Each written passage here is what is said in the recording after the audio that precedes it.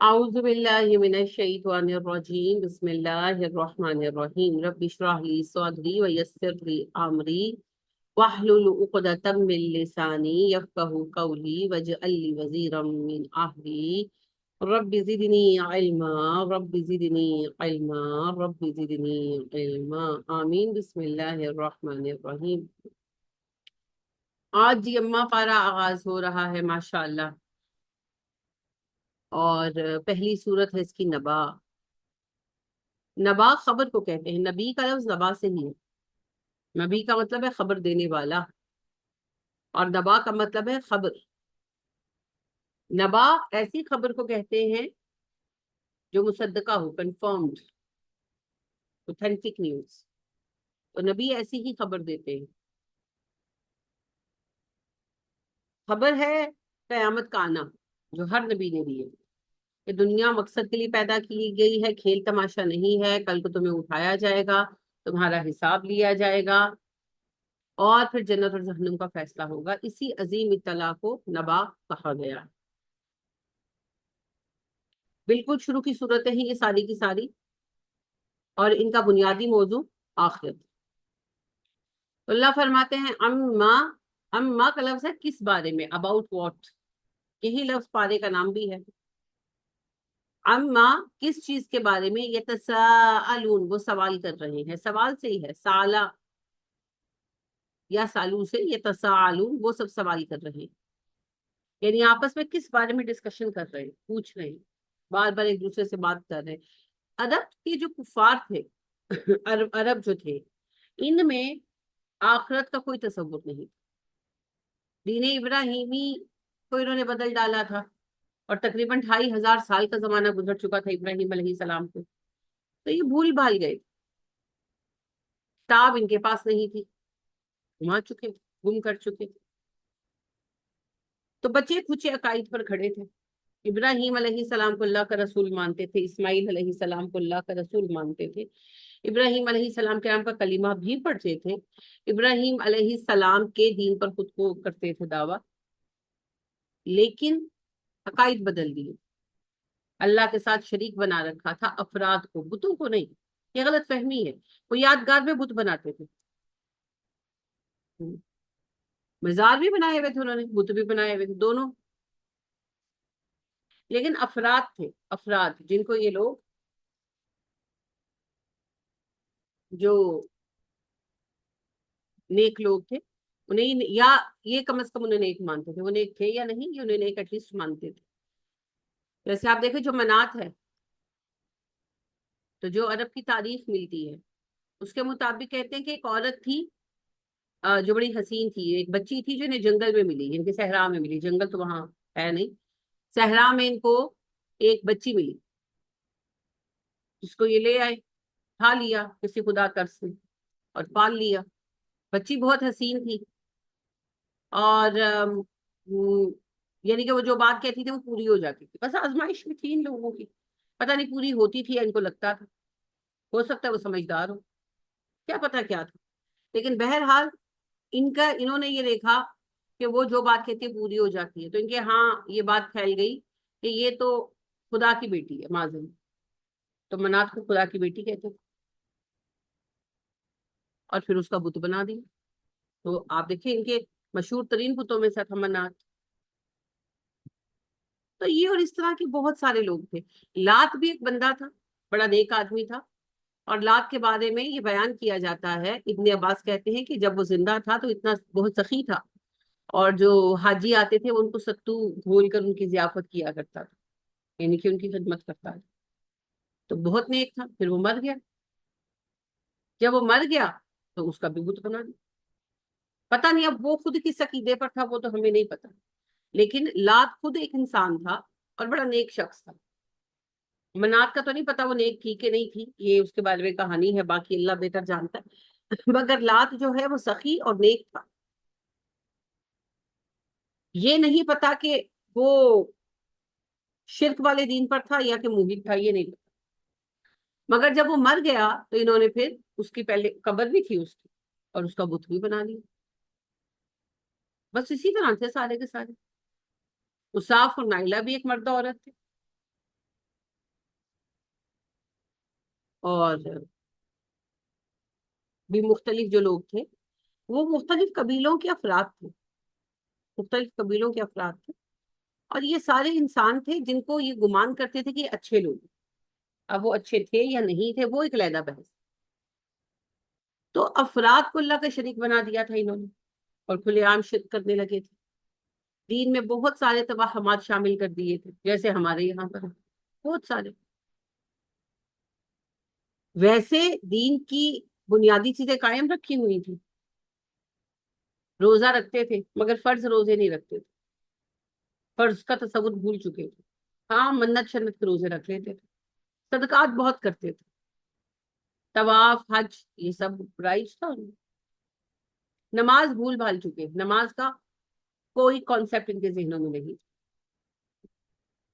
بھلا دیا تھا۔ تو پارشل دین پر چل رہے تھے، پارشل بھلا چکے۔ تو انہی تصورات میں سے آخرت کا تصور بھی ہے، بالکل کوئی کانسیپٹ نہیں، بس مر کے زندگی ختم، یہی کانسیپٹ۔ تو جب نبی کریم صلی اللہ علیہ وسلم نے ان کو دعوت دی، بنیادی دعوت ہی یہی ہے کہ آخرت میں اللہ دوبارہ کھڑا کریں گے، حساب لیں گے، جنت اور جہنم کا فیصلہ ہوگا، تو یہ بات ان کو یہ دماغوں میں اترتی نہیں تھی۔ یہ کہتے تھے یہ کیسے ہو سکتا، جب ہم مر جائیں گے، مٹی میں مل جائیں گے، ہمیں اللہ دوبارہ اٹھائیں گے، یہ کیسے ہو سکتے، تم کیسی بات کر رہے ہو؟ تو اس بات کو لے کر بڑی بحث ہے، بہت زیادہ بحث۔ تو یہی اللہ کہہ رہے ہیں کس بارے میں یہ آپس میں سوال کر رہے ہیں، ڈسکشنز تھی نا، یعنی کہ نبی اکرم صلی اللہ علیہ وسلم ان کو کہہ رہے تھے، اب گھر گھر میں یہ بحث ہو رہی تھی، سنیں محمد کیا کہتا ہے صلی اللہ علیہ وسلم، کہتا ہے مرنے کے بعد اٹھایا جائے گا۔ اب اس پر ہر کوئی اپنی اپنی طرح تبصرہ کر رہا ہے، تو اس پر اللہ کہہ رہے ہیں کہ کس چیز کے بارے میں یہ سوال کر رہے ہیں، ایک دوسرے سے بحث کر رہے ہیں، تم کیا کہتے ہو، تم کیا کہتے ہو، کس چیز کے بارے میں؟ عن النبأ العظیم، اس بہت بڑی خبر کے بارے میں۔ دنیا کی سب سے بڑی اطلاع یہی ہے جی، دراصل کہ ہمیں اٹھایا جانا ہے، حساب ہونا ہے، مر کے ختم نہیں ہونا۔ الذی هم فیہ مختلفون، بے شک یہ تو اس میں اختلاف کر رہے ہیں۔ اللہ کہہ رہے ہیں یہ دنیا کی سب سے بڑی خبر ہے جو ہم انہیں دے رہے ہیں، مگر یہ اس میں اختلاف رائے کس بنا؟ کسی کے پاس کوئی ثبوت یا دلیل ہے اس بات پر کہ نہیں اٹھایا نہیں جائے گا یا حساب نہیں ہوگا؟ نہیں ہے نا، تو کس وجہ سے اختلاف کرتے؟ کلا ہرگز نہیں، سیعلمون وہ جان لیں گے، ثم پھر کہتے ہیں ہم، کلا ہرگز نہیں، سیعلمون وہ جان لیں گے۔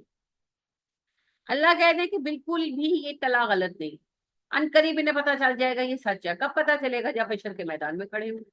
یہ فرق ہے جی مومن کا اور کافر کا۔ مومن جو بھی آخرت کی منزل آئے گی، اچھا ہو برا ہو، اگر وہ ایمان والا ہے تو ہر منزل اس کو پتا ہے، پتا ہے کہ مرنے کے بعد جب ہم پر جان کنی طاری ہونی ہے تو موت کے فرشتوں نے آنا ہے، پھر انہوں نے لے کر جانا ہے آسمان کی طرف، پھر وہاں سے علیین یا سجین کا فیصلہ ہونا ہے، پھر ہمیں پتا ہے کہ قبر میں اٹھایا جائے گا، بنیادی 4 سوال جو ہے وہ پوچھے جائیں گے، اس کے بعد پھر ہمارے ٹھکانے پر پہنچایا جائے گا۔ اچھا ہوگا یا برا ہوگا یہ تو عمل پر منحصر ہے، پر ہر مرحلہ ہمیں پتا ہے، جانا پہچانا۔ پھر قبر میں جو عذاب ثواب جو بھی سلسلہ ہے وہ چلے گا، اور اینڈ آف ٹائم میں سب ختم ہو جائے گا۔ پھر اللہ دوبارہ پیدا کرے گا، اور جب ہمیں ہوش آئے گا تو ہم حشر کے میدان میں ہوں، جنت سامنے ہوگی، جہنم بھی نیچے ہمارے سامنے موجود ہوگی، اللہ کا تخت موجود ہوگا اور حساب کتاب ہوگا۔ ہر بات جانی پہچانی ہے، ہمیں پتا ہے، لیکن کفار کے لیے تو ہر مرحلہ اپنی جگہ پر ایک تکلیف دہ حقیقت بن جائے گا۔ انہوں نے تو سنا ہی نہیں، انہوں نے تو مانا ہی نہیں، ایک تو انکار کرتے رہے اور دوسرا کچھ توجہ سے سنا بھی نہیں۔ تو پھر جو بھی مرحلہ آئے گا تو ان کے لیے تکلیف دہ معاملہ ہوگا کہ اچھا یہ ہو گیا، ہمیں تو لگتا تھا کہ کہاں نہیں، اچھا قبر میں سوال ہو رہے ہیں، اچھا عذاب قبر تو ہو رہے، تو حقیقت ہے، ہمیں تو لگتا تھا کچھ بھی نہیں ہونا، او ہو ہم سچ مچ اٹھا دیے گئے، اب کیا ہوگا، اب کیا کریں گے؟ تو اس طرح اللہ کہتے ہیں ان کو پتہ لگ جائے گا، علم ہو جائے گا کہ ایک حقیقت ہے قیامت، ان قریب پتہ لگ جائے گا جب قیامت برپا ہوگی، اگر تب پتہ لگنے کا فائدہ کوئی نہیں۔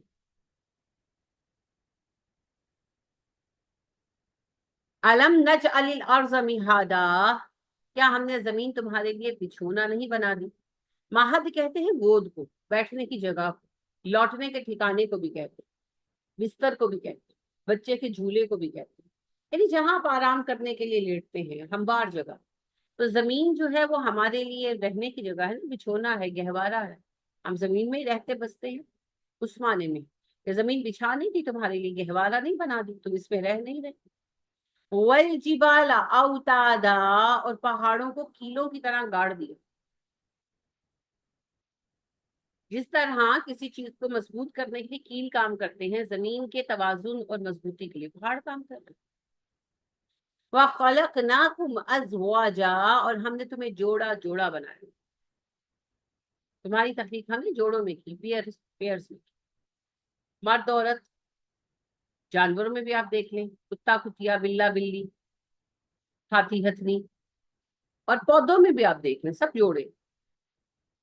अल्लाह कहते हैं हमने तुम्हें जोड़ों से बनाया, ताकि एक दूसरे का बोझ बांट सके, एक दूसरे के साथ चल सके, मिलजुल कर जिंदगी को हमवार कर सके।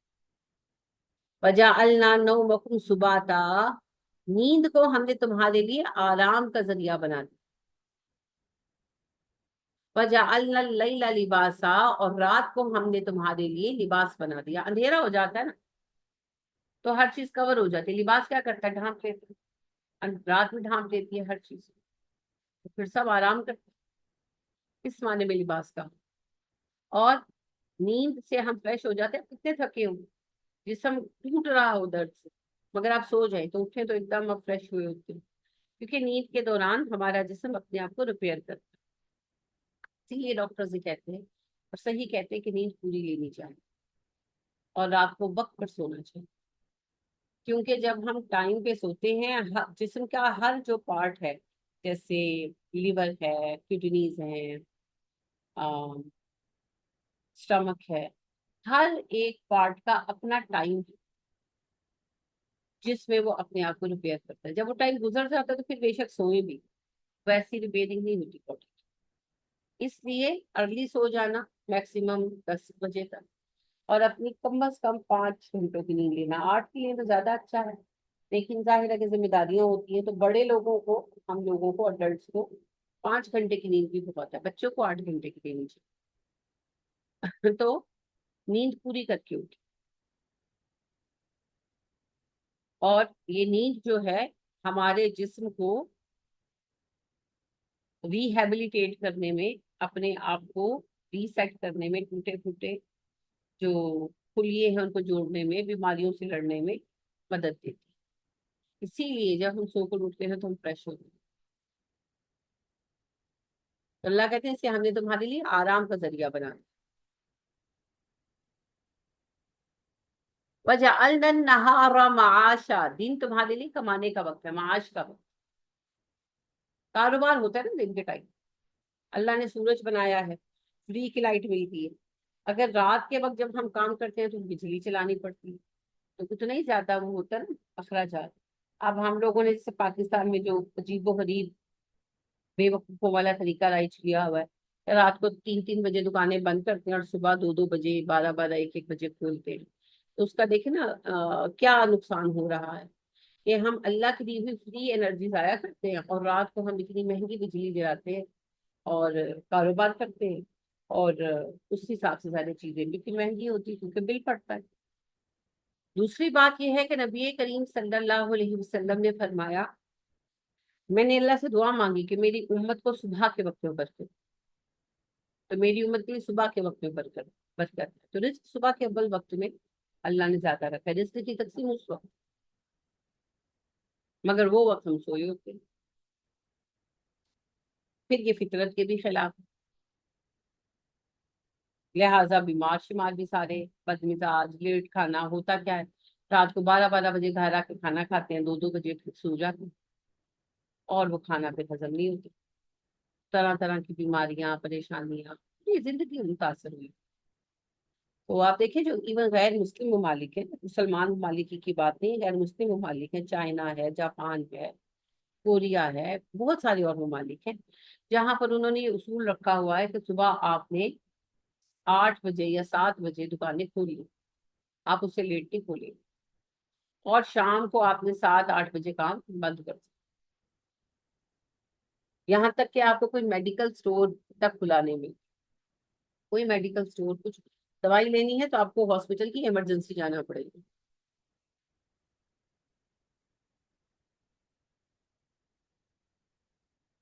ان کے سامنے ریزن کیا ہے؟ دو: ایک پاور سیونگ، دن کی روشنی میں کام کرو، گھروں میں اتنی لائٹ تھوڑی چلے گی جتنی دکانوں پہ چلے گی، اور جب گھر میں ہیں سوئیں گے تو پھر لائٹیں تھوڑی دیر میں بند ہو جائیں گی۔ تو میجر ریزن انہوں نے رکھی پاور سیونگ، اور دوسری بات ہیلتھ، کہ رات کو سوئیں صبح اٹھیں، اس سے صحت برقرار رہتی ہے۔ لہٰذا انٹرنیشنل ہیلتھ کوڈ کے مطابق جو ایسی جابس ہیں نا جن میں رات کی ڈیوٹی ہوتی ہے، تو لازم کیا گیا ہے کہ 1 مہینے سے زیادہ مسلسل کسی کو رات کی ڈیوٹی نہیں دی جائے گی، کیونکہ وہ بیمار پڑنے لگتا ہے، وہ محسوس کرے یا نہ کرے، تھوڑی دیر سے بعد جا کے اثرات ظاہر ہو۔ تو اپنے لوگوں کی ہیلتھ اور بجلی بچانے کے لیے انہوں نے کیا ہے۔ ہمیں تو ہمارے نبی صلی اللہ علیہ وسلم نے، ہمارے رب نے ہی حکم دیا ہے، تو اگر ہم اپنی زندگیوں کو ریگولیٹ کریں فجر کے ساتھ، تو فجر کی نماز پڑھی، اس کے بعد ناشتہ واشتہ کیا، چلے گئے اپنے کام شروع کیے، کام شروع کیے خیر سے، اور جو اللہ کا نبی کا طریقہ ہے، مغرب کے وقت دکانیں کرو بند، گھروں کو آؤ، آرام سے کھانا کھاؤ، عشاء پڑھو، سو جاؤ۔ یہ ہے اسلام کا طریقہ۔ تو انرجی بھی آپ کی سیو ہے، فیملی ٹائم بھی ہے، اور انشاءاللہ رزق میں بھی برکت ہوگی۔ تو اللہ نے کمانے کا وقت دن کو بنایا۔ ہاں کچھ کاروبار ٹھیک ہے ایسے ہیں، کچھ جابز ایسے ہیں، کاروبار تو ایسا کوئی بھی نہیں ہے، کچھ جابز ایسی ہیں جیسے گارڈ کی، سیکیورٹی گارڈ کی جاب ہے، یا ہاسپٹل وغیرہ میں نائٹ شفٹ ہے، وہ ٹھیک ہے، وہ ضرورت ہے، مجبوری ہے، لیکن پورا سسٹم ایسے نہیں چلنا چاہیے، کوئی کام ہی نہیں۔ تو اس سسٹم کو اگر خالی ہم بدل دینا تو بجلی کے بحران پر ہم بڑی حد تک قابو پا سکتے ہیں۔ اگر نہیں، ہم ہر وہ کام کریں گے جو اللہ کے دین کے خلاف۔ وہ بنائی نا، اور بنایا ہم نے، فوقکم، اوپر تمہارے، سب انشدادا، 7 مضبوط آسمانوں کو، ہم نے تمہارے سروں پر 7 مضبوط آسمان بنائے۔ پہلا آسمان آسمان دنیا ہے، ہماری کوئی رسائی نہیں ہے جی اس تک، لہٰذا آج تک ہم نہیں جان پائے کہ آسمان ایکچولی کہاں ہے، سائنٹیفکلی بھی کوئی کچھ نہیں جانتا، اور اسی لیے اس آسمان کی کوئی ایگزیکٹ ڈیفینیشن بھی نہیں۔ ہاں، پہلے ہی سمجھا جاتا تھا جو نیلاہٹ نظر آتی ہے یہ آسمان ہے، پھر پتا چلا کہ نہیں، یہ تو اوزون کی لیئر ہے جو ہوا اور الٹرا وائلٹ ریز کی چمک وغیرہ کی وجہ سے ہمیں بلو نظر آتا، یہ اوزون لیئر۔ تو ستارے سیارے تو اوزون لیئر سے بہت باہر ہے، تو وہ بہت بڑا اسپیس ہے جس کے اندر بہت زیادہ ستارے سیارے، اربوں خربوں ہیں، ہم گن نہیں سکتے۔ تو اتنے ستارے سیاروں کو پار کر کے کہیں آسمان ہے، شاید، گیس ہے، اللہ ہی بہتر جانتے ہیں، اور وہ شاید آسمان ہی ہوگی، پھر اس کے اوپر، اس کے اوپر، اس کے اوپر 7 آسمان، یہ آسمان دنیا سے نیچے نیچے ہے، یہ یونیورس جو ہم دیکھ رہے ہیں، باقی آسمان اس کے اوپر اللہ کا عرش ہے، یہ ہمیں نبی صلی اللہ علیہ وسلم نے بتایا۔ یہ سب سے نیچے آسمان دنیا ہے، اس کے اوپر دوسرا آسمان، تیسرا، چوتھا، پانچواں، چھٹا، ساتواں، 7ویں آسمان کے اوپر سدرۃ المنتہا، اور 7ویں آسمان کے اوپر اللہ کا عرش ہے، عرش عظیم، اور ہم اسے مینوان مانتے ہیں، جیسے نبی صلی اللہ علیہ وسلم نے بتایا۔ تو یہ ایمان کی بات ہے، اس کو سائنٹیفکلی فی الحال نہیں کیا جا سکتا۔ ہاں نبی صلی اللہ علیہ وسلم نے ہمیں پوری تفصیل بتائی ہے، پہلے آسمان کی، پہلے آسمان پر آدم علیہ السلام سے ملے، پھر دوسرے پر گئے، تیسرے پر گئے، چوتھے، پانچویں آسمان پر موسیٰ علیہ السلام ملے، چھٹے آسمان پر ابراہیم علیہ السلام ملے وغیرہ، 7ویں آسمان پر پھر وہ سدرۃ المنتہا کا سارا ہوا، اور آپ نے کہا کہ سارے آسمان فرشتوں سے بھرے ہوئے، سارے آسمان فرشتوں سے بھرے ہوئے، اتنے فرشتے ہیں ہر آسمان پر کہ آسمان فرشتوں کے بوجھ سے چرچرا رہے، اتنے فرشتے، جو رکوع کر رہے ہیں وہ رکوع ہی کر رہے ہیں، جو سجدے کر رہے ہیں وہ سجدے ہی کر رہے ہیں، تو قیام میں کھڑے ہیں وہ قیام میں ہی کھڑے ہیں ماشاءاللہ، کتنے فرشتے ہیں۔ اور چوتھے آسمان پر کعبہ ہے، بیت المعمور، جس کا حج کر رہے ہیں، طواف کر رہے ہیں فرشتے۔ اور آپ نے کہا 70,000 فرشتے ایک وقت میں اس کا طواف کرتے ہیں، اور جو فرشتے ایک بار آ جاتے ہیں قیامت تک ان کی باری دوبارہ نہیں آئی۔ کیا آپ اندازہ لگا فرشتوں کی تعداد کتنی ہے؟ ہمارے لیے وہ فگر بھی امیجن کرنا پاسبل نہیں۔ تو یہ ساری تفصیل ہمیں حدیث سے ملتی ہے، اوتھینٹک حدیث، ٹھیک ہے۔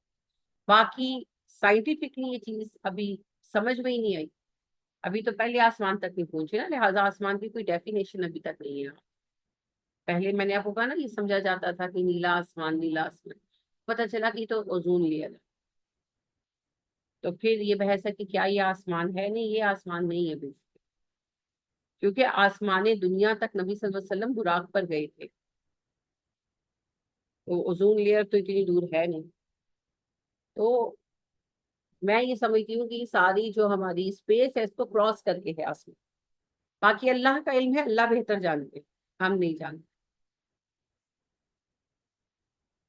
وَجَعَلْنَا سِرَاجًا وَهَّاجًا، اور ہم نے بنایا ایک خوب روشن چراغ۔ سورج، سراج چراغ کو کہتے ہیں، وہاج کو کہتے ہیں جو خود جل رہا، وہج سے ہم نے وہ چراغ بنایا جو خوب روشن ہے، اپنے آپ سے جلتا ہے، روشن ہوتا ہے۔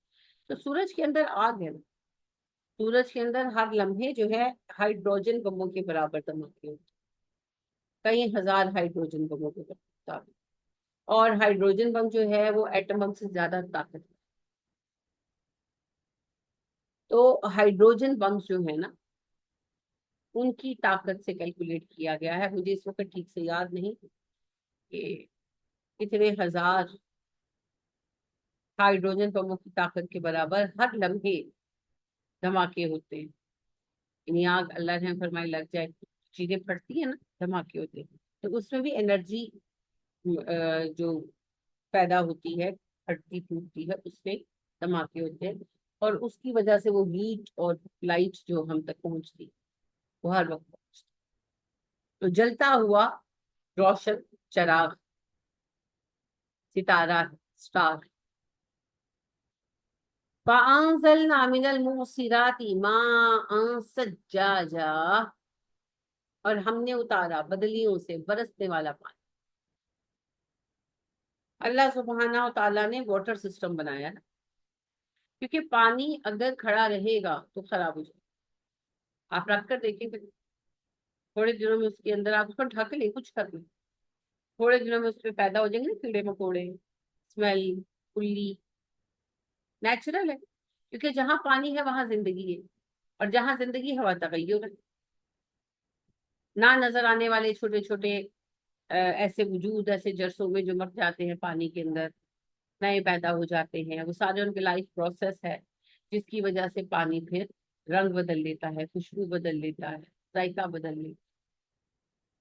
تو یہ جو سمندر ہے یہ بھی ایسے ہی ہو جاتے ہیں، آپ دیکھیں نا ان میں کتنی مچھلیاں ہیں، روز کتنی مچھلیاں مرتی ہیں، سڑتی رہتی ہیں، مگر پانی خراب نہیں ہوتا۔ یہ واٹر سائیکل کی، ہم کتنا ویسٹ سمندروں میں پھینکتے ہیں، وہ بھی سمندروں میں ہی جاتے ہیں، جہاز ڈوب جاتے ہیں، لوگ مر جاتے ہیں، کتنا کچھ ہوتا رہتا ہے، مگر سمندر پھر شفاف کا شفاف ہے۔ یہ واٹر سائیکل کی، واٹر سائیکل نہ ہوتا تو پھر تھوڑا عرصہ لگتا، لیکن چلو سالوں میں نہ صحیح، صدیوں میں صحیح، 2-4 صدیوں میں سمندر سڑ جاتے۔ اب زمین تو پتہ نہیں کتنی پرانی ہے، انسان کتنا پرانا ہے، یہ جو 5,000 سال 6,000 سال پیچھے کا اندازہ کرتے ہیں نا، یہ تو یہود کی کہانی ہے۔ میں نے پہلے بھی آپ سے عرض کیا تھا، جب آدم علیہ السلام زمین پر آئے تو ان کا قد ہم نے ڈسکس کیا تھا نا، ان کی کتنی ہائٹ، 60 ہاتھ اونچے، 20 ہاتھ جوڑے، یعنی کہ 90 فٹ اونچے، اور تقریباً 30 فٹ چوڑے، اور ایک عرصہ اسی قد و کاٹ پر رہے ہیں، پھر آہستہ آہستہ کم ہوتے ہوتے ہوتے ہم تک پہنچے۔ تو اس وقت کے تو کوئی آثار ہمیں ملتے نہیں، اور میں یہ سمجھتی ہوں کہ یہ وہی دور تھا جب زمین پر ڈائنوسور جیسے جانور آباد تھے، انہیں کے ساتھ اتنا بڑا بندہ جی سکتا ہے، وہی ان کا شکار کرتا ہوگا نا، ان سے نمٹتا بھی ہوگا۔ پھر آہستہ آہستہ آہستہ چینج ہوتے ہوتے یہاں تک آئے. اصل میں یہ انہوں نے کیلکولیٹ کر رکھا ہے یہود نے. وہ بناتے ہیں نا سلسلہ نسب ایسے کہ آدم علیہ السلام، ان کے بیٹے شیث، شیث کے بیٹے آنوش، آنوش کے بعد نوح، نوح کے بعد ابراہیم، ابراہیم علیہ السلام کے بعد جو ہے ان کے بچے، اور یوسف، پھر یوسف کے بعد موسیٰ، اور موسیٰ کے بعد پھر چند پیغمبروں کے نام ڈال کر تو پھر وہ پورا کر دیتے. آگے پھر لوگ اپنا اپنا، جیسے عیسیٰ پھر محمد صلی اللہ علیہ وسلم، تو کھینچ تان کے 5000 سال پورے کرتے ہیں. ایسے تھوڑی ہے. کس نے کہا کہ آدم علیہ السلام کی 2 نسلوں کے بعد نوح آ گئے تھے؟ کون کہتا ہے؟ قرآن تو نہیں کہتا، حدیث بھی نہیں کہتا. بڑا زمانہ ہے بیچ میں، بہت بہت زمانہ ہے. آدم علیہ السلام سے نوح علیہ السلام تک بڑا زمانہ ہے بھائی، بہت بڑا زمانہ ہے. پتہ ہے کتنا بڑا زمانہ ہے؟ اتنا بڑا زمانہ ہے کہ جب آدم زمین پر اترے تھے تو انہوں نے کعبہ آباد کیا تھا، اور یہ کعبے کا سارا علاقہ سرسبز تھا، شاداب تھا. پھر آدم علیہ السلام کے بعد جب نوح آئے ہیں، آدم علیہ السلام کے بعد، مطلب یہ نہیں کہ نیکسٹ بات، میں کہہ رہی ہوں جب نوح کا دور آیا تو عرب صحرا تھا. آدم کے زمانے میں تو نہیں تھا صحرا، تو ہرا علاقہ تھا بالکل، مگر نوح کے زمانے میں وہ صحرا تھا. اتنے صدیوں، پتہ نہیں کتنے ہزاروں یا لاکھوں سال بعد آئے ہیں نوح، کہ سمندر اپنا رخ بدل چکا ہے. صحرا پیدا ہوتے سمندروں کے رخ بدلنے سے، اور سمندروں کا رخ بدلنا ہزاروں لاکھوں سالوں میں ہوتا. تو وہ سمندر رخ بدل چکا تھا، اور وہ جو سرسبز علاقہ تھا آدم جب وہاں اترے تھے تو وہ صحرا میں بدل گیا تھا. اور کعبے کا تو کوئی نام و نشان بھی نہیں تھا. کہاں؟ کوئی نشان نہیں تھا. وہ جو کعبہ آدم نے بنایا تھا علیہ السلام، آباد ہوا، اور پتہ نہیں کتنے ہزاروں سال تک وہ لوگوں کا مرکز عبادت رہا، وہ تو مٹ گیا. اس کا تو کوئی نام و نشان نہیں تھا. ہاں، مختلف قوموں میں جو نبی اٹھے انہوں نے اپنے اپنے لوگوں کے لیے مقامی طور پر عبادت گاہیں بنائی، ان کے لیے قبلے بنے، لیکن کعبہ نہیں تھا. کعبہ تو ابراہیم نے دوبارہ کھڑا کیا، اور ابراہیم کو نہیں پتا تھا کہ یہاں پر کعبہ ہے علیہ السلام. وہ تو جب اسماعیل کو ملنے آئے اور پھر ابراہیل آئے اور بتایا اور کروایا، تو اتنا زمانہ گزرا تھا. تو کون کہتے 2 نسلوں میں ہی سب کچھ ہو گیا تھا؟ نہیں، بالکل بھی نہیں. لاکھوں سال کا فاصلہ ہے جی، لاکھوں سال کا فاصلہ ہے. اس دوران میں کتنی تہذیبیں اٹھی، کتنی تہذیبیں گری، کتنی قومیں تباہ ہوئی، کتنی قومیں آباد ہوئی، یہ حساب بس اللہ جانتے. ہم لوگ بالکل نہیں جانتے، اور یہ تو قیامت کے دن ہی جا کر پتا چلے. سمجھ گئے؟ تو لہٰذا یہ جو زمین ہے یہ لاکھوں سال پرانی ہے، کیونکہ ہم سے بھی پہلے یہاں جن آباد تھے. پتہ نہیں جن کب سے آباد، ہم تو نہیں جانتے. پتہ نہیں کتنے اربوں سال ہو گئے زمین کو آباد ہوئی. ہمیں بھی زمین پر آئے لاکھوں سال گزر سے. 90 فٹ کے آدم سے آج 6 فٹ تک آئے ہیں، ہے نا. 5 فٹ پلس ہو گیا، پھر 6 فٹ بھی ریئر ہو گیا. تو اتنا زمانہ ہے ہمارے اور آدم علیہ السلام کے درمیان. جی جی، 90 فٹ کہاں جاتا ہے. اور چوڑائی بھی اسی حساب سے 40 فٹ ہے یا 30 فٹ ہے، 30 سے 40 کے درمیان. ہوں. ابا ہوا بھی ایسی ہے، ظاہری بات ہے. اس وقت انسان ہی ایسے تھے، اور فکر نہ کریں قیامت کے دن ہم بھی ایسے ہی ہوں گے. اسی اصل پہ، سب اسی اصل پہ اٹھائے جائیں گے، جنتی بھی جہنمی. ہاں جی ہاں جی، 60 فٹ اونچے، 90 فٹ اونچے. 60 ہاتھ نا، ہاتھ پیمانہ ہے. ہاں، ہاتھ پیمانہ ہے جو تقریباً 18 انچ کا ہوتا ہے. ویسے تو اس کے مختلف اسکیل ہیں، پر ہم تو مدینے کے اسکیل کی بات کریں گے نا، کیونکہ نبی صلی اللہ علیہ وسلم نے مدینے میں بیٹھ کر بات کی. تو آپ نے کہا کہ جب آدم اتارے گئے تو وہ 60 ہاتھ لمبے اور 20 ہاتھ چوڑے تھے. تو جو ہاتھ ہے وہ 18 انچ کا ہے، جو مدینے کا ید پیمانہ، ید جیسے انگلش میں فٹ ہے پیمانہ. تو مدینہ والوں میں جو ید کا پیمانہ ہے وہ 18 انچوں کا ہے. تو 18 انچ تقریباً 1.5 فٹ ہو گیا نا. تو لہٰذا 12 انچ کا فٹ ہوتا ہے نا، تو 1.5 فٹ ہو گیا. تو اس طرح فٹ میں اگر ہم ناپتے ہیں تو 60 ید کا مطلب 90 فٹ بنتا ہے. اب آپ خود سوچے کتنے اونچے تھے. اور 20 ید کا مطلب بنتا ہے 30 فٹ. تو چوڑے تھے، اور اسی پر سب آدم اولاد آدم، ہاں، اور نسلوں تک رہے ہیں، آہستہ آہستہ آہستہ آہستہ کم ہوئے۔ لہٰذا نبی صلی اللہ علیہ وسلم کہتے ہیں آہستہ آہستہ آہستہ آہستہ کم ہوئے یہاں تک کہ تم تک رہے۔ اور نبی صلی اللہ علیہ وسلم کے وقت سے اب تک ہمیں فرق پڑ چکا ہے۔ اس وقت آپ دیکھیں 6+ قد عام تھا، 6 سے 7 فٹ کے درمیان کا تھا۔ اب آپ دیکھیں عمومی قد جو ہے وہ 5 سے 6 فٹ کے درمیان آ چکی، اور 5 کی طرف جا رہا ہے۔ اور سائنٹسٹ اس کی صاف وجہ بتاتے ہیں، وہ سمجھ بھی آتی ہے، تو کہتے ہیں کہ جسم کا استعمال کم ہو گیا تو ہڈیوں کی گروتھ کم ہو گئی، بھاگنا دوڑنا کھیلنا کودنا کم ہو گیا، تو اس کی وجہ سے ہڈیوں کی گروتھ کم ہوتی جا رہی ہے۔ ہاں، وہ کہتے ہیں آگے آگے انگوٹھے اور انگلیاں مضبوط ہو جائیں گی، یوز زیادہ ہوتی ہے نا کہ موبائلوں پر اس پر، اور وہ کہتے ہیں آنکھیں مضبوط ہو جائیں گی کیونکہ یوز زیادہ کرتے ہیں، دماغ تیز ہو جائے گا، لیکن ہڈیاں کمزور ہو جائیں گی انسان کی۔ اور وہ تو اس کی وہ تصویریں بھی بناتے ہیں کہ چینج ہو جائے گی باڈی شیپ، لیکن وہ اس لیے اتنا نہیں ہوگا کہ اتنی صدیاں چلنا ہی نہیں، ورنہ واقعی ویسا ہی ہو۔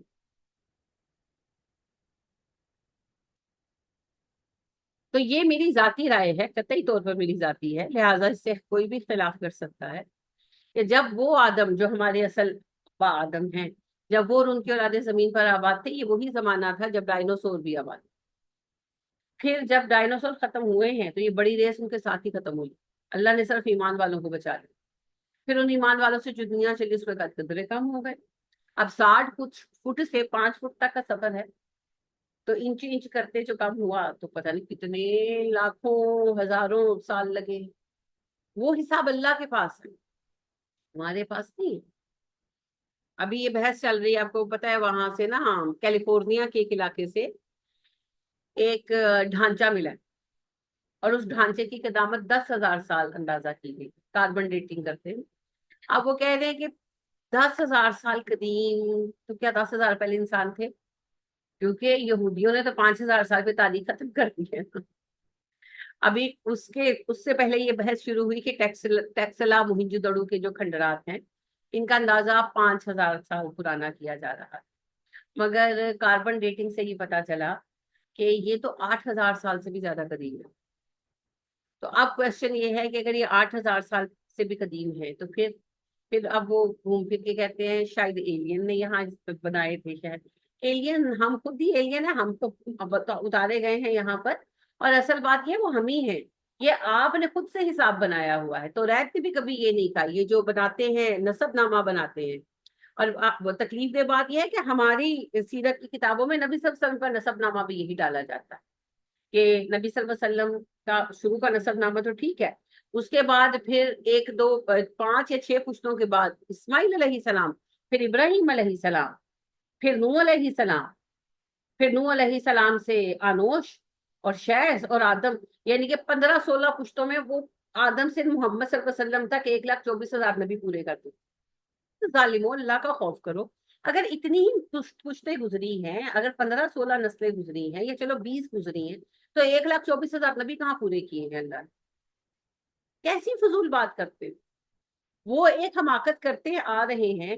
توریت میں انہوں نے یہ نسب نامہ رکھا ہے نا، تو یہ کہتے ہیں جی توریت اللہ کی کتاب ہے، پر وہ بدلی جا چکی ہے نا، تو وہ کہاں سے قابل بھروسہ ہے؟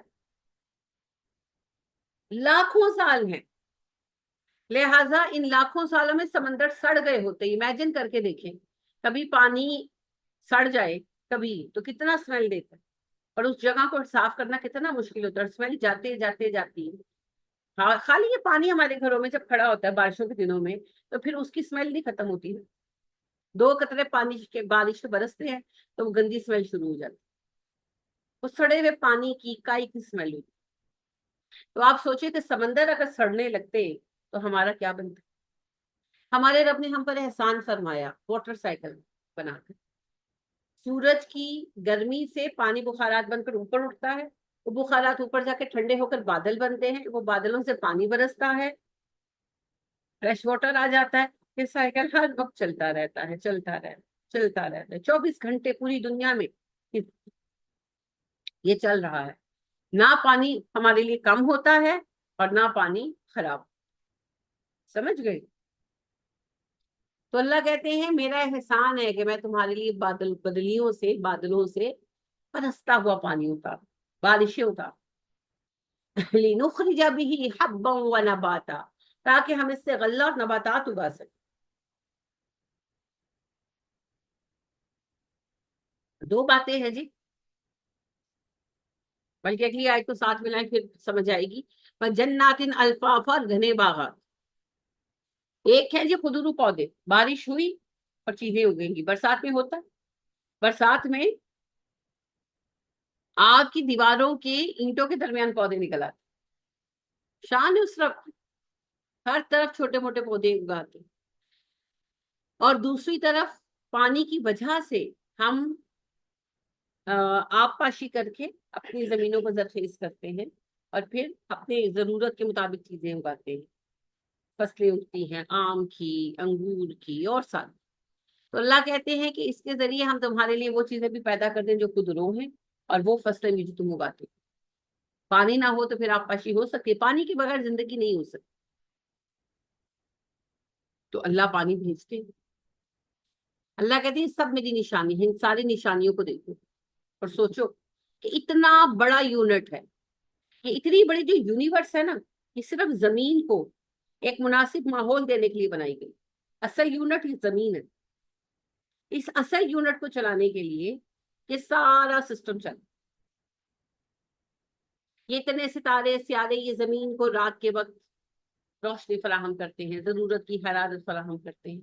یہ سارا نظام اتنا عظیم الشان نظام، یہ اس ایک گلوب کو الائیو کرنے کے لیے. تو اللہ کہتے تمہیں کیا لگتا ہے کھیل ہے، تماشا، مذاقن بنا دیا میں نے؟ نہیں. اور جیسا کہ اللہ خود کہہ چکے ہیں، آپ نے پڑھا ہے سورہ رعد میں، کہ اگر ہم کھیل تماشا بناتے تو اپنے قریب بناتے، اپنے سامنے رکھتے. یہ کھیل تماشا نہیں ہے، یہ اس لیے ہے کہ حساب کتاب لیا جائے. وہ جو اللہ نے خود کہہ دیا، اور آپ پڑھ رہے سورہ ملک میں، خلق الموت والحیات لیبلوکم ایکم احسن عملا. زندگی اور موت کو اس لیے پیدا کیا اللہ نے کہ وہ دیکھے کون اچھے کام کرتا ہے تم میں سے. تو یہ مقصد ہے. لہٰذا اس کارخانہ قدرت پر غور کرو، خود سمجھ آئے گی کہ اتنا عظیم الشان کام پہلی بات تو حادثاتی طور پر نہیں ہو، خود بخود نہیں ہو.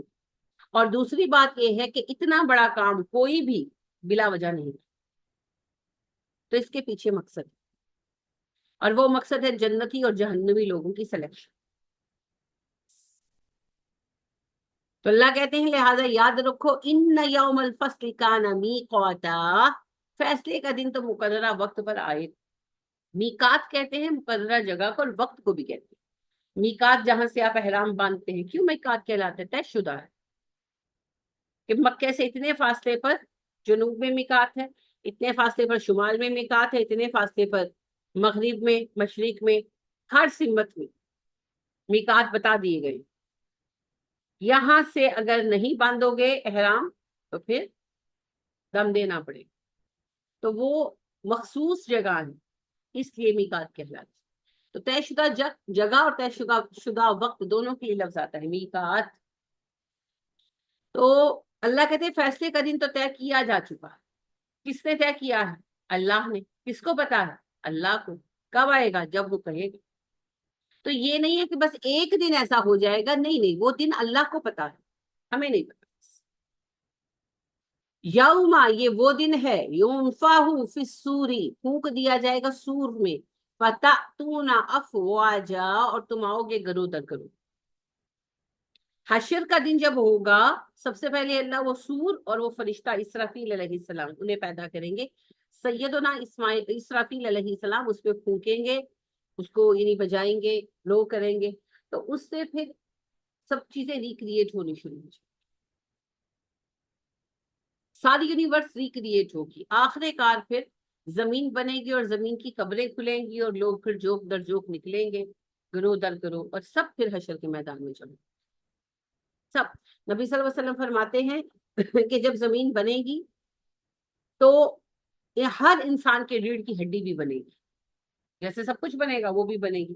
تو وہ ریڑھ کی ہڈی سیدھی کھڑی ہو جائے گی اللہ کے حکم سے، یعنی وہ ساؤنڈ جو چل رہا ہے سور کا، اسی سے بالکل اسٹریٹ کھڑی ہو جائے گی.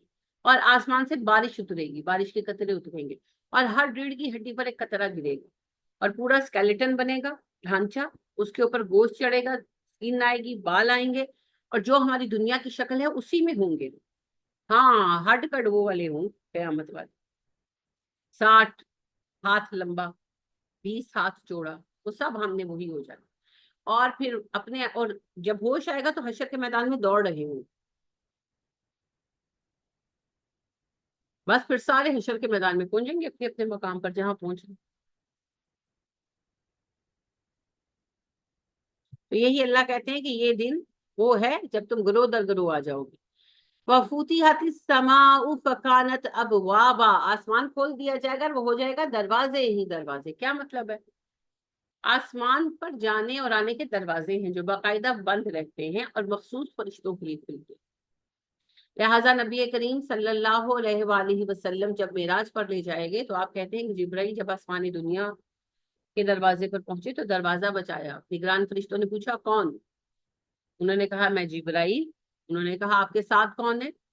انہوں نے کہا جی محمد صلی اللہ علیہ وسلم. تو فرشتوں نے کہا جی ان کے لیے ہی دروازہ کھولنے کا ہمیں حکم تھا. تو پھر دروازہ کھول دیا گیا سوری. اور یہ ہر آسمان پر ہوا. ہاں آپ صلی اللہ علیہ وسلم نے پوری بات ہمیں تفصیل سے بتائی. دوسرے تیسرے چوتھے پانچویں چھٹے ساتویں سب آسمانوں پر یہ ریپیٹ ہوئی. ٹھیک ہے. تو فرشتوں کے آسمانوں پر جانے کے راستے ہیں اور ان راستوں کے دروازے ہیں جو بند رکھے جاتے ہیں، ضرورتاً کھلتے ہیں. مگر قیامت کے دن سارے دروازے کھل جائیں گے اور ہم دیکھ رہے ہوں گے. آج یہ غائب ہے، قیامت کے دن غائب نہیں ہوں گے. سارے فرشتے جبرائیل علیہ السلام کی قیادت میں اتر آئیں گے زمین پر اور وہ پھر سارے معاملات مینیج کریں گے. سمجھ گئے؟ صفے باندھ کر کھڑے ہوں گے. اور جنات بھی سارے ہماری نظروں کے سامنے ہوں گے. غیب صرف دنیا میں ہے جی، قیامت کے دن کوئی غیب نہیں. نہ کوئی کسی سے ڈرے گا نہ کچھ ہوگا. اور یہ بھی سب کو پتا لگ جائے گا کہ اچھا اے جن سی جرا میرے نال رندا سی. ہاں سب پہچان لیں گے. ہر کرامن کاتبین بھی اپنے اپنے سب سب کو سب کا پتا ہوگا. یہ ساری جو لائنی ہے یہ دنیا کی ہے. وَسُيِّرَتِ الْجِبَالُ فَكَانَتْ سَرَابًا، پہاڑ چلا دیے جائیں گے اور وہ ہو جائیں گے سراب. یعنی کہ پہاڑ چلا دیے جائیں گے، اس سے مراد اینڈ آف ٹائم ہے. جب اینڈ آف ٹائم آئے گا تو پہاڑ بھی اپنی جگہ چھوڑ دیں گے. ان جہنم کانت مرصادا، جہنم تو گھات لگائے بیٹھی. للطاغین مآبا، وہ سرکشوں کا ٹھکانہ ہے. آپ نے کبھی دیکھا بلی کو شکار کرتے؟ تو وہ اپنے شکار کو تاک میں لے کر بیٹھی ہوتی ہے نا، جب وہ اس کی رینج میں آ جاتا ہے تو پھر وہ اس پر جمپ کرتی ہے. اسی کو ہے گھات لگانا کہتے ہیں. تو اللہ کہتے ہیں کہ جہنم تو انتظار میں ہے کہ موقع ملے وہ جھپٹے گناہ گاروں کے. تو لہٰذا قیامت کے دن جب جہنم کھینچ کر سامنے لائی جائے گی تو وہ غصے سے کھول رہی ہوگی. اور اس میں جب جہنمی ڈالے جائیں گے تو جہنم کہے گی اور ڈالو اور ڈالو اور ڈالو. انا للہ و انا الیہ لابثین فیہا احقابا، وہ اس میں رہنے والے ہیں مدتوں. یعنی کہ وہ بہت طویل عرصہ جہنم کی سزا میں ہے. لا یذوقون فیہا بردا ولا شرابا، نہ اس میں نہ ٹھنڈک ملے گی نہ کچھ پینے کو ملے گا. الا حمیما وغساقا، سوائے کھولتے ہوئے پانی اور بہتی ہوئی پیپ کے. جزاء وفاقا، یہ بدلہ ہے پورا پورا. جہنم میں آپ کو پتا ہے پینے کے لیے صرف ایک چشمہ ہوگا جس کا پانی گرم ہوگا، کھولتا ہوا ہوگا، گندا ہوگا، اس میں پیپ ملا ہوگا. انا للہ و انا الیہ راجعون. تو گندا بدمزہ کھولتا ہوا پانی ہی پینے کو ملے گا. اور ٹھنڈک کہاں سے آنی ہے؟ جہنم میں تو ہر طرف آ گیا. اور اس میں یہ سزا جو اللہ کہتے ہیں ہم دیں گے، یہ ان کے اعمال کا بدلہ ہے. اپنے اعمال کی سزا کاٹے. انہم کانوا لا یرجون حسابا، بے شک یہ وہ لوگ ہیں جنہیں یقین ہی نہیں تھا کہ حساب ہوگا. حساب کی امید ہی نہ رکھتے تھے، مانتے نہیں تھے حساب ہوگا. فکذبوا بآیاتنا کذابا، انہوں نے ہماری آیتوں کا انکار کیا بڑی شدت کے ساتھ. فکل شیء احصیناہ کتابا، ہم نے تو ہر بات کو لکھ رکھا تھا کتاب میں، نامہ عمل. اللہ کہتے ہیں جب وہ انکار کر رہے تھے ہماری آیتوں کا، جب وہ جھٹلا رہے تھے، ہم نے تو سب نوٹ کر رکھا، فائل بنا رکھی ہے. آپ کی میری سب کی فائل بنی ہوئی ہے جی. فذوقوا فلن نزیدکم الا عذابا، پس چکھو عذاب کا مزہ، ہم تمہارے لیے صرف ایک چیز میں اضافہ کریں گے، وہ ہے عذاب. یہ اللہ پاک کہہ رہے ہیں نا کہ جہنمیوں سے کہا جائے گا اب عذاب کا مزہ چکھو، تمہارے لیے ایک ہی چیز میں اضافہ کریں گے اور وہ ہے عذاب. استغفر اللہ، اللہم لا تجعلنا من اصحاب النار، آمین۔ ان للمتقین مفازا، متقی جو ہے وہ کامیاب ہو گئے، حدائق و آنابا، باغات میں ہیں، انگوروں میں ہیں، یعنی ان کے لیے باغات ہوں گے، انگوروں کی بیلیں ہوں گی، طرح طرح کے فروٹ، جی ہر چیز ہوگی جنت میں، سب کچھ ہوگا۔ وکوائب اترابا، ہم عمر خواتین ہوں گی بڑے جسموں والی، سیکس اپیل والی، سیدھی سی بات ہے۔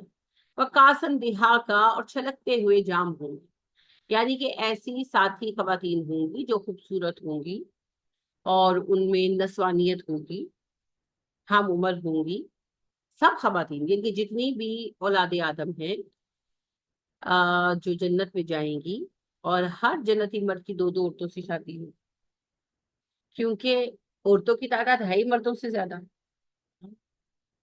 تو لہٰذا پھر شادیاں ہوں گی، اور جنت میں بھی عورتوں کی تعداد مردوں سے 2 گنا ہوگی، تبھی تو ہر جنتی مرد کو 2 بیویاں ملیں گی جنت میں۔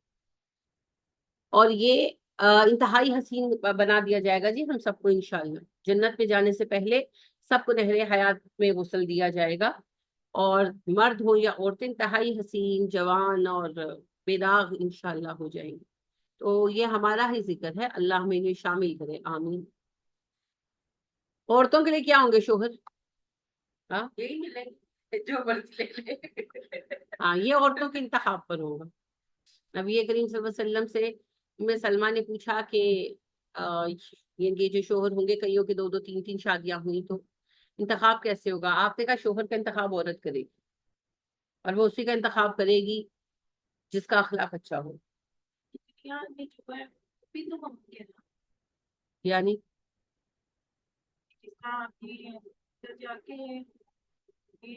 ضروری نہیں ہے نا، آپ کی مرضی، آپ کو دنیا والا ہی چاہیے تو دنیا والا لے لو، چینج کرنا تو چینج کر لو، نہیں مذاق نہیں ہے، اٹس نوٹ اے فن، وہاں پر آپ کی نئی پیدائش ہے نا، اب تو نئی پیدائش ہے، نئے ہیں آپ، اب اللہ وہاں پر اختیار عورتوں کو دے گا، اس ہمیشہ کی زندگی میں، دنیا کی عارضی زندگی میں اختیار مردوں کو دیا گیا، وہاں ہمیشہ کی زندگی میں اختیار عورتوں کو ملے گا، وہ جس کے ساتھ رہنا چاہے، اگر وہ اپنے کسی یعنی کسی سے مراد کے جن کی 2 2 3 3 شادیاں ہوئی ہیں، تو اپنے کسی ایکس ہسبینڈ کو جو فوت ہو گیا، جو دنیا میں شوہر تھے، ان میں سے کسی کو سلیکٹ کرتی ہیں، ٹھیک ہے کر لو، اور اگر وہ کہتے ہیں کہ نہیں اللہ جی بس رہ لیا بتھیرا ہے، اب نہیں چاہیے ان میں سے، تو جس کے ساتھ چاہے، یہ سلیکشن عورتیں کریں گی، آئی تھنک سو نہیں ہوگی، ہاں کیونکہ نکاح کیا ہے، اللہ کی اجازت ہے نا، تو ڈائریکٹ ہوگی، ویسے ہم اس بارے میں کچھ ہے نہیں ہمارے پاس، لیکن میرا بھی ذاتی خیال ہے کہ اس کی ضرورت نہیں ہے، تو لیکن گھر اپنے اپنے ہوں گے جی، عورتوں کی اپنی جائیدادیں ہوں گی، بندوں کی اپنی جائیدادیں ہوں گی، کوئی کسی پر ڈیپینڈنٹ نہیں ہوگا، لہٰذا رشتوں میں کوئی بدمزگی، دنیا میں بدمزگی آتی ڈیپینڈنسی کی وجہ سے، فائنینس کی وجہ سے، وہاں اللہ فائنینس کا جھگڑا ہی چکا دیں گے، تو پھر کہاں سے بدمزگی آئیں گی؟ کوئی بدمزگی نہیں ہے، کہ سب اپنی اپنی حیثیت کے مطابق انعام پائیں گے، اور جائیدادیں عورتوں کے اپنے، ذرائع مردوں کے اپنے، اس میں پھر کوئی خرابی نہیں ہوگی، وہ اور سسٹم ہی اور یہ جو بچے ہیں اپنے والد کے بچے ہیں تو یہ ساتھ رہنے کا نہیں ہوگا نا، رہ سکتے ہیں، ڈیپینڈ کرتا ہے، ہاں اللہ پاک خود کہتے ہیں کہ ہم بہت سارے ایمان والوں کے بچوں کے درجے ان کے لیے بڑھا دیں گے، کئی ماں باپ کے درجے بچوں کے لیے بڑھا دیے جائیں گے جو رہنا چاہیں، وہاں آپ کو جو چاہیں گے وہ ملے گا، تو اگر کوئی ماں باپ کہتے ہیں کہ بس رہ لینا دنیا سے بتھیرا ہے، تو جائیں پھر بچے اپنے درجے کے مطابق رہیں، اگر کوئی ماں باپ کہیں گے کہ اللہ جی ہمارے بچے ہمارے ساتھ، تو اللہ کہیں گے اوکے، پھر چاہے درجہ اللہ نے کم تو کسی کا نہیں کرنا، اور فرض کرو ماں باپ کا گریڈ کم ہے تو پھر ان کا گریڈ بڑھائیں گے اللہ، اور اولاد کا گریڈ کم ہے تو اولاد کا گریڈ بڑھائیں گے اللہ، جانتے سب ہوں گے ایک دوسرے کو، اور ہوں گے جنت میں تو مل بھی لیں گے، وہ بھی قدرتی امر ہے، لیکن درجوں کا فرق ہوگا، درجوں کا فرق مٹ سکتا ہے، لیکن اس کا انحصار بندے کی خواہش پر ہے، کیونکہ جنت میں جو چاہیں گے وہ ملے گا، دنیا میں تو کہا گیا نا کہ جو نالائق رشتہ دار بھی ہے نا اس سے بھی رشتہ نبھاؤ، کہا گیا نا، ہم پابند کر دیے گئے، آخرت میں ہمیں آزادی دے دی گئی ہے، جو تم چاہو گے تمہیں وہ ملے گا،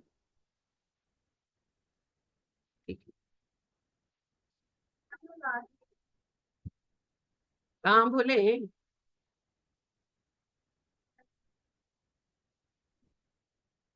वैसे मिल सकती है, जन्नत में जो चाहेंगे मिल जाएगा, ठीक है ना, लेकिन मेरा जाती ख्याल ये है कि जन्नत में जाके किसी को औलाद की जरूरत ही नहीं महसूस होगी, ये मेरा पर्सनल ख्याल है। नबी सल्लल्लाहु अलैहि वसल्लम ने ऐसे ये सवाल कभी डायरेक्ट किया नहीं गया, तो इसका हमारे पास हदीस से तो आंसर वैसे डायरेक्ट नहीं है। लेकिन ये है, हमें बार बार नबी सल्लल्लाहु अलैहि वसल्लम ने कहा कि जन्नती जन्नत में जो ख्वाहिश करेगा वो पूरी होगी, जो ख्वाहिश पूरी करेगा। इस पर फिर उलामा कहते हैं कि बाज ने तो बल्कि यहाँ तक कहा कि हाँ औलाद होगी। तो फिर उस पर सवाल किया गया कि प्रेगनेंसी होगी, डिलीवरी होगी, तो कहने लगे कि नहीं, वहां पे कोई तकलीफ चीज तो होगी नहीं, फटाफट ही डिलीवर हो जाएंगे भाई बच्चे। लोगों ने इसको सही माना। भाई आप कैसे कह सकते हैं? इसका असल जवाब ये है कि हाँ, दुरुस्त यही है कि जो जन्नती चाहेगा वो मिल जाएगा, लेकिन अल्लाह बेहतर जानता है कैसे होगा। मैं ये समझती हूँ वहां पर ये ख्वाहिशें नहीं रही। जन्नत में जाने से पहले जो नहरे हयात में गोता दिया जाएगा, सबको नहरे हयात से नहलाया जाएगा, उससे सिर्फ फिजिकल चेंज नहीं आएगा, उससे अखलाकी तब्दीली भी आ जाएगी। जैसे अच्छे लोगों में भी कुछ कमजोरियां होती है ना, कोई गुस्से वाला है, कोई सड़े मिजाज का है, कोई दूसरों को मिलना पसंद नहीं करता, इस तरह की कमियां हैं, वैसे वो अच्छे लोग हैं। तो वो सारी कमियां, बद अखलाकियां सब खत्म हो जाएंगी, और वो वैसे परफेक्ट इंसान बन जाएंगे जैसा एक मोमिन को परफेक्ट होना चाहिए। तो उसके अंदर मेरा ख्याल ये है कि जन्नत में औलादें नहीं होंगी, क्योंकि ख्वाहिश ही नहीं रहेगी किसी की। ये मेरी राय है, क्योंकि जन्नत मेहनत से ली जाती है ना। अगर बच्चे जन्नत में पैदा हो रहे हैं, जन्नत मिल गई, तो ये तो फिर बाकियों के साथ नाइंसाफी नहीं है ना। तो इस वजह से ये मेरा ख्याल है। कुरान और हदीस डायरेक्ट इस बारे में बात नहीं करूँ। नबी सल्लल्लाहु अलैहि वसल्लम से सवाल किया जाता तो आप जवाब दे देते, किया ही नहीं गया। अब ये सवाल कई लोगों ने किया है, मुख्तलिफ आलिमों ने इसका जवाब दिया। मैंने कहा ना, यहाँ तक एक साहब ने कहा कि जी यानी कि फौरन प्रेगनेंसी होगी और फौरन बेबी डिलीवर हो जाएगा बगैर लेबर पेन के। भाई आपको अल्लाह ने टेलीग्राम भेजा है? इतनी बड़ी बातें बगैर रीजन के और बगैर दलील के करते हो। तो ये दुरुस्त है कि जिसको जो चाहिए होगा वो जन्नत में मिलेगा, लेकिन मैं ये समझती हूँ कि कुछ चीजों की तलब ही खत्म हो जाएगी। जैसे औरतें कहती है ना कि जी हमें जन्नत में क्या मिलेगा, शोहर। तो अगर हम ये चाहें कि हमें अकेले रहना, हमें शोहर ही नहीं चाहिए, आवाज आ रही है, इत्थों तक ही है। तंग करते हैं ना, बाज होते हैं बहुत तंग करते हैं। मैंने आपको बताया ना, वो बच्ची का एक स्टूडेंट है मेरी, तो उनकी बेटी की शादी हुई पिछले रमजान में ही हुई। तो सब कुछ देकर बेटी को भेजा, बेटी भी डॉक्टर है माशाल्लाह। तो इतना, उसके हस्बैंड जो है पढ़े लिखे आदमी है, इंजीनियर है, मगर इस कदर कम फहम इंसान है, जालिम इंसान है कि उसको बस परेशान करते हैं। तो जो फर्नीचर है ना, वो बेड जो है उसको लग गया दीमक, ठीक है। तो कहता है कि अब तुम्हारी ये औकात है कि तुम्हारे बाप ने तुम्हें इतना घटिया फर्नीचर दिया, अब अपने बाप को कहो कि ये सारा कुछ बेचे और इसमें मजीद पैसे डाले और मुझे इतना इतना अमाउंट दे, मैं अपनी मर्जी का फर्नीचर दूँ। अब जाहिर है ये बच्ची मेडिकल कर रही थी, इसकी फीसें भर रहे थे, फिर फौरन शादी भी की। तनख्वाहदार आदमी है वो, कौन सा लैंडलॉर्ड है? अब बच्ची ने बहाने से अपनी वालदा से कहा कि ऐसे खराब हो गए तो अगर मैं बेच दूं, माने का तुम्हारा दिमाग खराब है, हमने प्योर लकड़ी का फर्नीचर लिया था तुम्हारे लिए, और फिर अभी हमारे पास पैसे भी नहीं है। अब वो चुप कर गई। अब वो कहती है, उठते बैठते वो मुझे ताने मारते, उठते बैठते। यानी कि सब सब मिले हुए हैं ना, वैसे सास मुंह से कुछ नहीं कहती, लेकिन खाने की टेबल पर बैठे हैं, जहां बैठे हैं कि हर वक्त कहती मेरा शक्ल देखने को अपने शोहर की दिल नहीं करता। और उसने मुझसे बड़ी अच्छी बात की, कहती कि टीचर मुझे एक बात बताएं, एक छोटा बच्चा होता है ना गोद में, साल डेढ़ साल का, तो उसको मजाक करते हैं ना कि तुम्हारी मामा को मैं मारूंगा, तो वो भी मारता है आगे से, कि माँ बाप के साथ बदतमीजी वो भी बर्दाश्त नहीं करता, मैं कैसे करूँ? तो मेरा उस बंदे की शक्ल देखने को दिल नहीं करता, पर मैं अब करूँ तो क्या करूँ? मैं कहा बेटी अब मैं तुम्हें क्या कहूँ, क्या करूँ? सबर के सिवा मैं तुम्हें किस बात का कहूँ? अब मैं ये भी नहीं कह सकती कि छोड़कर चली जाओ, मेरी बेटी हो तो मैं कुछ और करूँ, लेकिन अब अगलों को मैं क्या कहूँ कि अभी माँ बाप ब्याह कर बैठे। अब आप मुझे बताएं कि ऐसी बच्ची को जब जन्नत की बात की जाए तो वो उसका ये, अगर वो ये कहे कि ओथे थे मैनू नहीं आनी चाहिए, ऐसे ही बथेरे, तो उसकी सोच अपनी जगह सही है ना। मगर ये सारी तकलीफ दुनिया में है, जब जन्नत मिलेगी ना, तो ये जो हमें दुख लगती है ना कि बहुत बड़ा दुख है मेरी औलाद को, बहुत बड़ा दुख है मेरा शोहर जालिम है, बहुत बड़ा दुख है मैं छोटी थी मेरे माँ बाप मर गए, ये जब आप जन्नत को देखेंगे ना, कोई दुख याद नहीं रहता, कोई दुख याद नहीं। ख्याल है आप? हाँ। तो मेरा जाती ख्याल है کیونکہ میں نے آپ کو کہا نا حدیث میں تو نبی صلی اللہ علیہ وسلم سے ایسا کبھی کوشچن ہی نہیں ہوا. ہاں یہ درست ہے کہ جو جو چاہے گا ملے گا، لہٰذا اگر انسان وہاں پر اولاد کی خواہش کرے گا تو اولاد ملے گی. پھر کیسے ملے گی؟ پھر یہ نہیں پتا. ہاں وہ جو مولوی صاحب کہتے ہیں نا، اور ایک سے زیادہ مولوی کہتے ہیں کہ یعنی کہ فوراً پریگنینسی ہوگی، فوراً بغیر لیبر پین کے ڈلیوری ہو جائے گی. آپ کو کیسے پتا؟ جب اللہ اور رسول نے نہیں بتایا آپ کو کیسے پتا؟ اگر وہاں پر دودھ زمین سے پھوٹے گا، شہد زمین سے پھوٹے گا، جانوروں سے نہیں آئے گا نا. مختلف مشروبات بھی زمین سے پھوٹیں گے نہروں کی شکل میں. تو پھر پتہ نہیں بچے کس طرح پیدا ہوں. ہاؤ ڈو یو نو کہ ایسا ہوگا؟ تو میرا ذاتی خیال یہ ہے کہ یہ جو چھوٹی چھوٹی چھوٹی چھوٹی آرزوئیں ہیں نا، یہ وہاں پر رہیں گی ہی نہیں. وہاں پر ہمارا ذہن بالکل بدل جائے گا اور ہم اللہ کی رضا پر راضی ہو جائیں اور جنت کی نعمتوں میں خوش ہو جائیں. تو بالکل ڈفرینٹ ماحول ہوگا جی. یہ دنیا میں تو ہم اپنے لیے نہیں جیتے، جنت میں آپ اپنے لیے جیئیں گے. ہاں اپنے ڈریسز انجوائے کرو، جیولری انجوائے کرو، اپنی جائیداد گھومو. لمبی زندگی ہے اور جوانی بھی کبھی ختم نہیں ہونی. So enjoy your life. تو وہاں زندگی کا مقصد وہ ہوگا جو ہم دنیا میں چاہتے ہیں کہ ہو اور ہو نہیں پاتا. تو وہاں میرا خیال ہے کسی کو اولاد کی طلب نہیں ہوگی. باقی اگر ہوگی تو پھر مل جائے گی. کیسے؟ پتا نہیں، پتا نہیں. لیکن جنت میں جو جس چیز کی خواہش کرے گا وہ مل جائے گی. صرف خواہش کرنے سے مل جائے گی.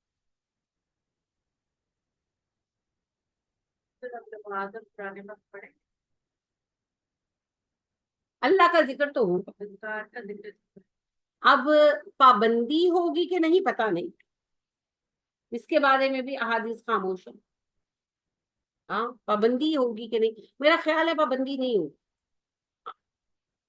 جو دنیا میں ایک پابندی ہے نا، وہی تو ختم ہو جائے گی جنت کی. جنت میں زندگی ذکر، اللہ کے ذکر سے بھری ہوگی. لیکن یہ وقت کے ساتھ جو پابند کر دیا گیا ہے فرائض، میرا خیال ہے نہیں ہے. لیکن اس کے بارے میں احادیث خاموش ہے. وقاسن کا چھلکتے ہوئے جام ہوں گے، چھلکتے ہوئے گلاس ہوں گے. کس چیز کے؟ مشروبات کے. جو مختلف مشروبات ہیں جنت میں، بھر بھر کے پیو. اور کوئی مشروب بنایا نہیں جائے گا جی، یہ مشروبات زمین سے پھوٹیں گے، ان کے چشمے بہیں. لا يسمعون فيها لغوا ولا كذابا، اور نہ سنیں گے وہ اس میں کوئی لغو بات نہ کوئی جھوٹ بات. یعنی جنتی چینج ہو جائیں گے نا. جنتیوں کو جب نہر حیات میں غوطہ دیا جائے گا تو باہر ہی نہیں اندر بھی چینج ہو جائے گا. ہر طرح کا غل، برائی، نیگیٹیوٹی نکال دی جائے گی. تو نہ وہاں کوئی جھوٹ بولے گا، نہ کوئی بےخودگی کرے گا. سارے اچھے لوگ ہوں گے. تو جو دنیا میں ہم معاشرہ ڈھونڈتے ہیں اصل میں وہ ہمیں جنت میں. جزاء من ربک عطاء حسابا، یہ آپ کے رب کی طرف سے ملنے والا عطیہ ہے جو بہت ہوگا، کفایت کرے گا. ہر بندے کو اتنا ملے گا کہ وہ خوش ہو جائے. رب السماوات والارض وما بینہما، وہ رب ہے آسمان و زمین اور اس کے مابین کا. یعنی ہر چیز کا رب ہے وہ، آسمان، زمین اور اس کا مابین. تو میں یہی سمجھتی ہوں کہ زمین تو یہ ہمارا گلوب ہے، اور آسمان وہ آسمان دنیا ہے جو اس ساری یونیورس کو کراس کر کے ہے. یہ میری اسپیس کے اس ایج پر، یہ میری ذاتی انڈرسٹینڈنگ ہے. باقی دنیا اللہ کی ہے، وہ بہتر جانتا ہے. الرحمن، بڑا مہربان ہے. لا یملکون منہ خطابا، پھر بھی کسی کی جرت نہ ہوگی کہ اس سے خطاب کر سکے. اللہ کہتے ہیں میں بڑا مہربان ہوں، مگر قیامت کے دن کسی کی ہمت نہ ہوگی کہ مجھے مخاطب کر سکے. جبرائیل بھی موجود ہوں گے، یا نبی بھی موجود ہوں گے، مگر کوئی بات کرنے کی ضرورت نہیں کرے گی. یوما، یہ وہ دن ہے، یقوم الروح والملائکۃ صفا، جب روح الامین جبرائیل علیہ السلام کا لقب ہے اور سارے فرشتے صفیں بنائے کھڑے ہوئے. سارے فرشتے صفیں بنائے کھڑے. لا یتکلمون الا من اذن له الرحمن، وہ کلام نہ کریں گے سوائے اس کے جسے رحمان بات کرنے کی اجازت دے. وقال صوابا، اور بات بھی وہ کرے گا سیدھی سیدھی درست. سب اللہ کہتے چپ چاپ کھڑے ہوں گے، کوئی جرت نہیں کرے گا بات کرنے. اگر اللہ کسی کو بولنے کا حکم بھی دیں گے تو اتنی بات کرے گا جو پوچھی جائے گی اور سچی بات کرے گا. کوئی کسی کے حق میں نہیں بولے گا, کسی کے خلاف بھی نہیں بولے گا, بول ہی نہیں سکے گا کوئی. ذالک یوم الحق, یہ دن ایک حقیقت ہے, یہ دن ایک سچائی ہے. فَمَن شَاءَ اتَّخَذَ إِلَىٰ رَبِّهِ مَآبًا, اب تم میں سے جس کا دل چاہے اپنے رب کی طرف اپنا ٹھکانہ بنے. ایک حقیقت ہے کہ قیامت آنی ہے, تو ابھی دنیا میں وقت ہے, جس کا دل چاہے اپنی جگہ بنا لے اللہ کے پاس. إِنَّا أَنذَرْنَاكُمْ عَذَابًا قَرِيبًا, بے شک ہم نے تمہیں قریب موجود عذاب سے آگاہ کر دیا. یوم ينظر المرء ما قدمت يداه, اور جس دن دیکھے گا انسان ان اعمال کو جو اس کے دونوں ہاتھوں نے آگے بھیجے ہیں. وَيَقُولُ الْكَافِرُ, اور کافر کہے گا یا لیتنی, ہائے کاش میں کنت ترابا, مٹی ہو جاتا. ان اللہ کہتے ہیں یہ وہ دن ہے کہ انسان اپنے اعمال جو اس نے آگے بھیجے ہیں وہ دیکھے, تو جانے گا کہ کیا کیا ہے. اور کافر بے اختیار پکارے گا کہ ہائے کاش میں تو مر کر مٹی میں مٹی ہو جاتا. لیکن جب ہوش آئے گا کہ ہیں حشر تو ہو گیا تھا برپا, تب افسوس کریں گے کہ کاش میں اٹھایا نہ جاتا, حساب نہ ہوتا. اب میں کیا جواب دوں گا, میں نے تو تیاری کوئی نہیں. تو اس دن کی تیاری کرنی چاہیے جی. اصل مقصد یہی ہے. آج میں یہی سوچ رہی تھی, بلکہ میں اور شمسا بات کر رہے تھے, سوچ کیا رہے تھے. شمسا کی ساس وفات پا گئی, اپنے بچوں سے بہت پیار کرتی تھی, سبھی کرتے ہیں پر کچھ مائیں جیسے زیادہ ہوتی ہیں. بہت پیار کرتی تھی, بہت بہت روتی تھی اپنے بچوں کے پیچھے, بہت پیار کرتی تھی. وہ تو گئی بس. کافی بیمار رہی, جن بچوں کے پیچھے تڑپتی رہتی تھی وہ آخر عمر میں زیادہ پوچھتے بھی نہیں تھے, اور بلکہ عجیب سا تھوڑا یعنی کہ رکھا مزاج بچوں کا ہم تھا. میں جانتی ہوں اس بات کو. تو میں اور شمسا وہی بات کر رہے تھے کہ ہم ساری عمر اپنی اولاد کے پیچھے خوار ہو جائیں, تقریباً سبھی ماں باپ. اور جب ہم مر جاتے ہیں تو بس پھر ہم میں اور اللہ. تو جو یہ حقیقت ہے اس کی ہم تیاری نہیں کرتے. اور وہ بچے جن کا ڈیفینیٹ ایک سٹیج پر آ کر انہوں نے چھوڑنا ہی ہے, چاہے وہ خوشی سے چھوڑیں چاہے مجبوری سے, نوکریوں کی وجہ سے چھوڑیں, جو بھی ہو, چھوڑنا ہی ہے. انہوں نے اپنی زندگی میں جانا ہی ہے. میکسیمم بھی کیا کریں گے, خدمت کر لیں گے, ساتھ تو نہیں دے سکتے, ان کی اپنی زندگی ہے. تو ان کے پیچھے ہم اپنی جانیں گھلا دیتے. اور اللہ جو ہمارا حقیقی مالک ہے, جس کے پاس ہمیں سچ مچ واپس جانا ہے, اور جس نے ہمیں وہ زندگی دینی ہے جو ابدی ہے, اور یہ سب ہمیں پتا ہے, ہر مسلمان کو پتا ہے, اس کے لیے ہم محنت نہیں کرتے. تم دیکھو نا, جب بچے ہمارے ہوتے ہیں راتوں کو, ہم ان کے لیے کتنی راتیں جاگتے ہیں, کوئی حساب کر سکتی ہے ماں؟ کوئی ماں نہیں کر سکتی. راتیں جاگتے ہیں, سب کچھ کرتے ہیں, اور اللہ کے لیے نماز پڑھنے کے لیے ہم سے فجر کے لیے نہیں اٹھا جاتا. تہجد تو چھوڑ ہی دینا. بچوں کی بیٹیوں کے سسرال والے آ جائیں نا, تو بیمار ماں اٹھ کے کوکنگ شروع کر دیتی کہ آج میں آپ کھانا پکاؤں, میرا دماد آ رہا. نارمل باتیں ہیں, ہر گھر میں ہوتے. اور وہی اماں جی جب نماز پڑھنے کھڑی ہوں گی نا, تو میں تو دیکھ ہوتا ہی نہیں جاتا, بیٹھ کے بس پڑھ. کہنے کا مقصد یہ ہے کہ ہم جتنی محبت اپنی دنیا کی اس نعمت سے, اولاد سے کرتے ہیں, اگر ہم اس کی آدھی محبت بھی اللہ سے کریں نا, تو ہم ولی بنے ہوئے, مذاق نہیں. اللہ ہم سے راضی ہو جائے. مگر نہیں, ہم سوچتے ہی نہیں ہیں. ہمیں مرتے وقت بھی نا, کوئی مر رہا ہوتا ہے نا, بیمار ہے, لگ رہا ہے کہ نہیں بچے گا, تو اس وقت آپ اس کے پاس جا کے بیٹھے, اس وقت بھی کہے گا پتہ نہیں میرے بعد میری تھی دا کی ہوئے گا, پتہ نہیں میرے بعد میری نواسی دا کی ہوئے گا, میں چاہنی سب اپنی نواسی دا بیاہ دیکھ لیں. اس طرح کی باتیں ہو رہی ہوتی ہیں. اس وقت پہ ہم یہ نہیں سوچ رہے ہوتے کہ اب اللہ کے ساتھ میرا کیا معاملہ ہونے گا. یہ ہے غمناک کہ اللہ کے پاس جا رہے ہیں مگر دل ابھی بھی بچوں میں اٹکا ہوا. بچوں سے محبت کریں, وہ تو فطرت میں ہے, ضرور کریں, لیکن ہر محبت کی لمٹ ہے نا. ہر محبت کی, اس کو اس کی لمٹ کے اندر ہے, لمٹ کے اندر. مگر ہم لوگوں نے دنیا کی محبتوں کو اپنا خدا بنا لیا, قبلہ و کعبہ بنا. تو بس یہ ہمیں تھوڑا سا اپنے آپ کو بدلنا ہو. اللہ ہمیں آخرت کی تیاری کی توفیق عطا کرے. آمین ثم آمین. سبحانک اللہم و بحمدک و نشہد ان لا الہ الا انت و نستغفرک و نتوب الیک. السلام علیکم و رحمۃ اللہ وبرکاتہ.